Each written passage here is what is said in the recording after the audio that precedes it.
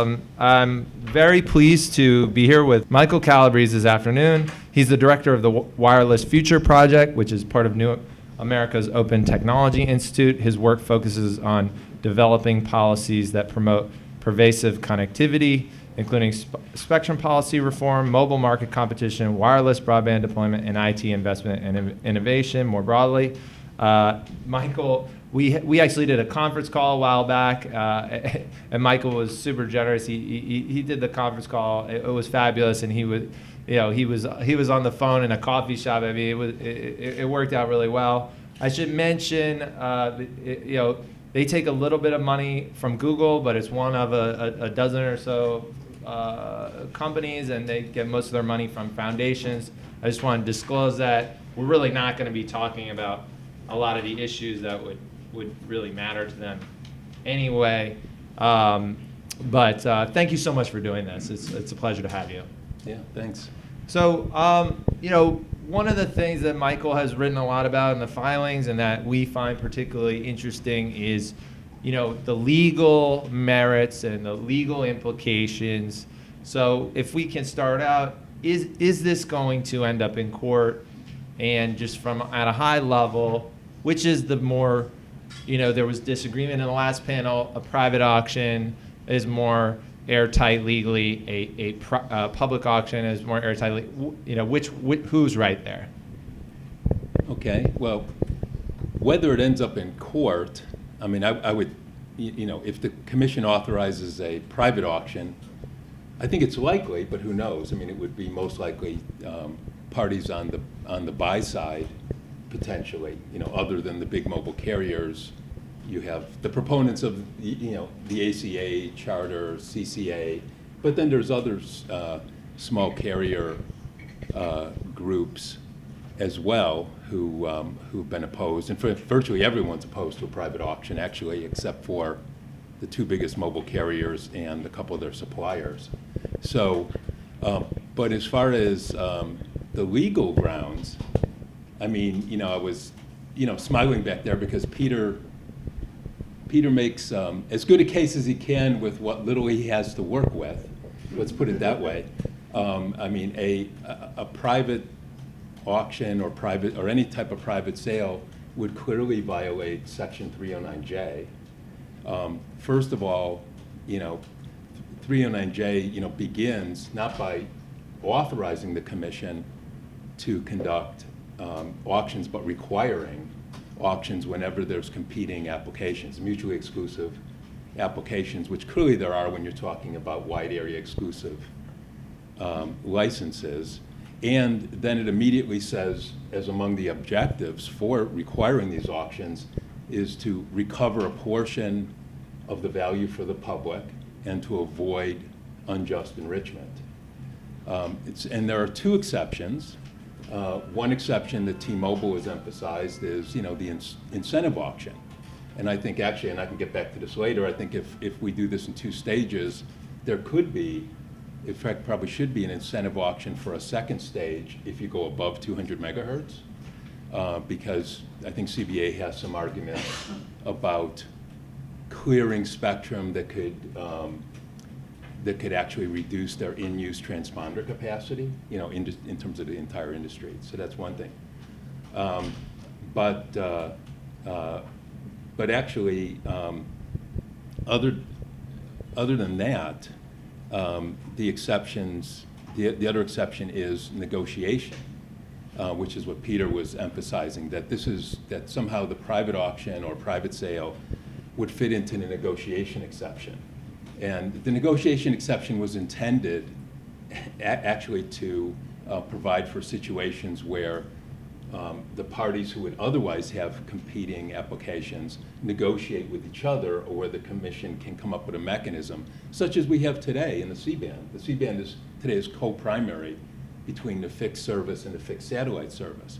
And all these different providers coordinate among, they coordinate their use so that they don't interfere with each other. And so there's a coordination requirement is a form of negotiation.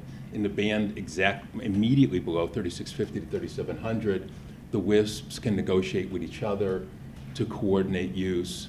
But clearly, I mean, I think, you know, where CBA belies this is where they've proposed a sealed bid auction as their mechanism. Well, a sealed bid auction is not a negotiation. It's clearly, you know, it's clearly a competition. So I think there's no question. And then beyond that is the more obvious fact that this exact same scenario has come up twice before. And on two prior occasions, when the commission wanted to clear local television broadcasters off first the 700 megahertz band and then the 600 megahertz band, Congress stepped in both times. The first time Congress stepped in to cancel the FCC's incentive auction that was scheduled because it would have given half the proceeds, $10 billion, to local broadcasters. And so the Auction Reform Act canceled that auction and told them to go back to the drawing board, which they did. 700 megahertz auction, $20 billion, every penny to the Treasury. Then fast forward to the National Broadband Plan, 2012. Well, in the National Broadband Plan, Chairman Janikowski said, look, we know we don't have authority to do this. So they looked to Congress. Congress passed an act in 2012, and it laid out, you know, what's now Section 309J8G, which is the other exception to 309J. And that says you can have a bona fide incentive auction where you can share proceeds, but only based, and it's so interesting because the two requirements parallel exactly with those two obligations that 309J3 has, right? To share a portion of the proceeds, to recover a share of the proceeds for the public, which is required, and to avoid unjust enrichment, which the reverse auction does by forcing the incumbents to compete against each other to give up spectrum at the lowest price. So you have a reverse auction, which you could do in C-band as well, although I actually don't agree you can do it the way T-Mobile has proposed. And so, taking a step back here, there have been arguments that there are certain sales of spectrum in the past that have been done privately. As an example, that there's a precedent for this. What's your, from a precedential standpoint, is this novel? Is this unprecedented? Or is there anything that the FCC and the C-band Alliance can really point to as saying, this has actually happened before? So this would be novel and unprecedented, and actually a horrible precedent for policy purposes. Not only because of the competitive impact, that's why all the other buy-side players other than AT&T and Verizon are opposed to it, T-Mobile, CCA, cable companies, and so on. But also because we'll never be, the future is sharing bands, and we'll never be able to, get to the next band. We'll never be able to access unused spectrum for, unless there's an auction to pay off the incumbents, if we set this precedent. So that's the policies, the policy side of that. But the reason it's novel and unprecedented is, the two things that are pointed to. One is, yes, the commission back, I think it was 2004, roughly. Anyway, there are secondary market transactions that are allowed. But that happens quite often, but that's among flexible use licensees who are selling and trading among each other. But this band is not even allocated for mobile broadband or for terrestrial use other than fixed point to point. So the commission will have to issue new licenses in order to allow terrestrial mobile. And so this isn't a question of secondary market transactions between CBA companies, for example, and Verizon. The other thing that's pointed to is that the commission relaxed requirements on mobile satellite operators that were failing, first Light Squared, later Dish, by giving them ancillary terrestrial rights. But they did that, and they justified it almost totally on the basis, and actually Jeff Carlisle was here, can give you chapter and verse on Light Squared, but they... Not today. Not today, but they premised it almost entirely on the idea that these companies would actually, stay, provide a terrestrial component, would provide a terrestrial service, which LightSquared tried to do and was actually blocked by GPS interests, which Dish, the jury is still out if they will be our fourth mobile carrier competitor. But that's what Dish is still proposing to do, is to use that flexibility. But none of them turned around and sold their licenses. They weren't allowed to do so, and they certainly weren't required to do so. Because this idea that AT&T has that, oh, well, the commission can end run, here's a better way to end run 309J.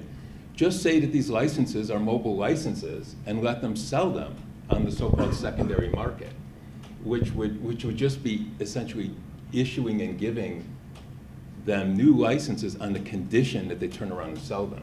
So it would just be such an obvious end run that I don't think any court would buy it.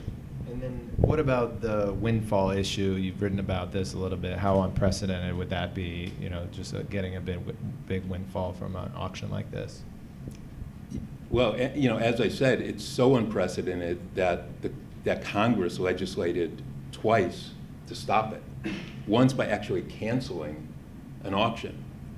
In 2002, George W. Bush signed the Auction Reform Act the night before the auction was to start. And Michael Powell, to his credit, stood his ground, and he said what O'Reilly said today, right? He said, hey, I work for Congress until they stop me. We voted, I forget what the vote was, it probably was 5-0. We voted to have this incentive auction, and until Congress stops me, I'm going ahead. And Congress did stop him. And it was, in fact, in the Senate, it was a unanimous voice vote. And I should say, in the politics, I'm already getting inquiries from both presidential and Senate campaigns about the $40 billion giveaway to Luxembourg companies that come at the expense of rural America. So expect this to be a campaign issue. So you think with, in the next year or so, we'll see presidential candidates. What about the House Democrats, Senate Democrats? You expect an uptick in attention to this kind of, esoteric, kind of opaque issue because of the Oh yeah, I mean, it's windfall? such a great talking point. I mean, I think you might hear it at the debate next week, based on a couple conversations I've had. And certainly now Senator Kennedy has put Senators Thune and Wicker on the record as essentially as trying to stop getting a public auction revenue for rural broadband. Because Kennedy has at one point as much as said, my job is to make Louisiana great again, not Luxembourg. And so, and so he's plowed ahead. The Democrats, of course, agreed to that appropriations language. There's a House widely known as a House bill in the works. I also think it's not likely to get through fast, but it doesn't even have to get through before the FCC votes, because like in 2002, if there's a populist backlash, this can all be undone next year. And that brings me to the thing that I've always had a hard time intellectually grappling with, that this could get done so quickly, even though it's going to take 36 months to implement, that the proceeding could get done in the next 6 months or something like that. As Commissioner O'Reilly said, it seems like a noble goal to do something that quickly. But is there really any realistic chance, given that there seems the inevitable court fight and still a fair amount of detail to be hashed out, that this is not bleed through the election in terms of, the decision making that Kennedy has said, I don't want a private auction. Let's say the FCC does move ahead on an accelerated time frame. Could this really be wrapped up by November of next year, or is it going to bleed into the election? Well, there's so many moving parts. I mean, I think it's easier to see the things that are closer up. And one thing where I think this is a bit contrary to what Commissioner O'Reilly said, is that I believe if the commission, which seems likely, comes out with an order, by December, I think it will just be a framework order. As your last panel was saying, for example, it's really not very clear, how the technology that would be involved in the transition. There's lots of details, that would have to be, an incredible amount of details that would have to be worked out. AT&T, for example, has insisted that the commission should, if there is a private auction, should specify all the things it typically specifies, yet there hasn't been notice and comment on that yet, on what that auction might look like. So there's so many more things that will be in the further notice that I think this is going to look like a framework order. But I do think Chairman Pai is very good at pushing things forward fast, and I think they will resolve all that by the middle of 2020 and probably get an auction scheduled, if not by the end of 2020, then early in 21, depending, or if they approve a private auction, have the assurance that that will be conducted by the end of 2020. But I think as far as what all that will look like, it will take at least to the end of 2020. But it may be set in motion so that whether it's private or public, it goes forward. And I really do think, and I could say more about it in a bit if you want, but that at least for that initial 200 megahertz, there could be, even if it's a public auction, it can be in a traditional ascending clock auction that the commission could put on very quickly. It may mean delaying the 2.5 gigahertz auction, which is fine. They'll probably delay it anyway because of legal uncertainty around the merger. But they could certainly schedule that auction to start before the end of next year. And my last question, then we'll open things up. I've been wrapping my head around this. Commissioner O'Reilly mentioned this briefly. How do you come up with a donation or contribution to the Treasury that is kind of a reasoned, there's like a formula behind it? How would it not be vulnerable in court to allegation that's arbitrary? So, well, yeah, I don't think it could go to court on that question because the FCC can't determine anything about it, right? Because Section 309J requires that if there's an auction that every penny goes to the Treasury unless you meet the requirements of Section 309JAG, the incentive auction. So unless there's a qualifying reverse auction, then every dollar of an auction, as far as anything the FCC decides, must go to the Treasury. So if it's a private auction, the commission can't condition it on a payment to the Treasury. That payment, if there is a payment at all, would at best, I guess, have to be purely voluntary, which means that the commission, in the sense that the commission would just have to trust them. They would just have to say, well, we hope they really do it, which leaves open the possibility that the satellite companies, for example, under one scenario, could come back later and say, this is just costing us a lot more than we ever expected, so we're not going to do that, or we're going to reduce the payment. But the commission can't have any say on what that payment is, or it would violate 309J. So the next iteration of the C-band Alliance proposal will probably include a pledge to donate money but to it would the just Treasury? be a promise. And I really need to look into it more, but I actually think apparently there is some provisions where voluntary payments can be given for certain federal purposes. Like I know National Institute of Health receives, some private gifts from foundations and so on. So it's probably possible for these companies to donate money to the federal Treasury, but again, I don't believe it can be a condition of license transfers or of the authorization to do this. Okay, great. And I have more questions here, but I'd like to open things up to the audience. Do we have any questions from the audience? I'm sure there's some people who disagree here. Any questions? Yeah, if the FCC approves this and it gets challenged in court, can you just talk about the pros and cons of whether they'll be granted a stay? So that may depend in considerable part on who the plaintiffs are. So I think if the plaintiffs are these other potential buy-side parties, such as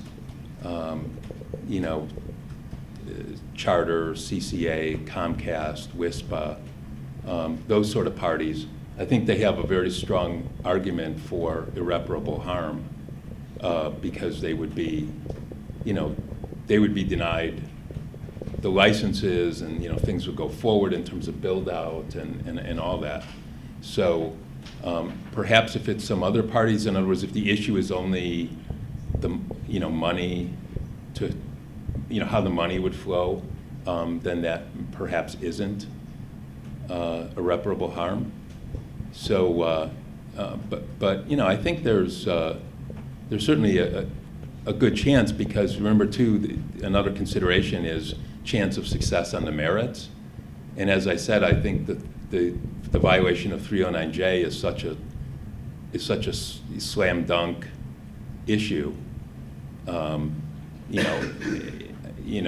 think you can dress up an argument that that what CBA proposes is a negotiation to avoid mutually exclusive applications, but not really, right? So they'll see through that in 2 seconds. So there's a strong chance. I think what would avoid, it's so interesting how many times here from Commissioner O'Reilly to the panel that we've heard now, when I'm hearing increasingly, that practically speaking, this is probably a 2-stage process. And if it's a 2-stage process, the most obvious compromise between, speed and legal safety, you might say, would be to have the first 200 megahertz, which CBA has conceded, it can pretty much clear without tremendous complication. In other words, in fact, I think it was CCA Charter and Trinity, maybe more Trinity Broadcasting, that showed how all the current C-band business could be conducted on 300 megahertz. So to the extent that any of that is true, the Commission doesn't need any sort of elaborate incentive auction or anything. They can just have a traditional ascending clock auction, which they know how to do and do it quickly, limited to the 200. And then to the extent the Commission is determined to get something above 200, they can have as a second stage an incentive auction. But the incentive auction they would have is the one that the staff proposed in the NPRM as an alternative, which is a reverse auction for transponder capacity. And essentially that would qualify, that would allow the satellite companies to receive very sizable incentive payments for that spectrum that, if they lost it, would actually reduce their in-use transponder capacity. Any other questions? I've got one last one, and then we'll wrap things up. You mentioned the political alignment of the corporations and the interest groups here, and you suggested that there seems to be the political power, or the groups seem to actually be on the side of the opposition to the C-band proposal. Walk us through your thought process and how you add up all the key players in terms of the political muscle here. Well, as I said before, I think it seems to be that the vast majority of parties either, well, first of all, support a public auction, for one thing. Also, there seems to be quite a bit of support to limit this, at least initially, to say 200 megahertz, as you heard from the content companies, NAB, and I think I think if the parties behind the ACA Charter proposal, would still rather have a public auction, probably more than anything. So I think there's very little support for a private auction, except among the two obvious beneficiaries of it. The problem, though, is it's not just a question of adding up. It's not just an addition problem. It's a weighting problem, because I think at the FCC, AT&T and Verizon count for more than anybody else does, in many respects. So that causes it to be a kind of a jump ball. And the commission is really trying to navigate between, choosing among all these, finding something that is the most acceptable on balance on the one hand, and that we legally can pass muster on the other. And so the chairman has a bit of a Rubik's Cube in his hands right now. All right. Well, thank you so much for joining us. It was a great conversation. I love getting in the weeds on all these legal questions. And please give Michael a round of applause. Thank you.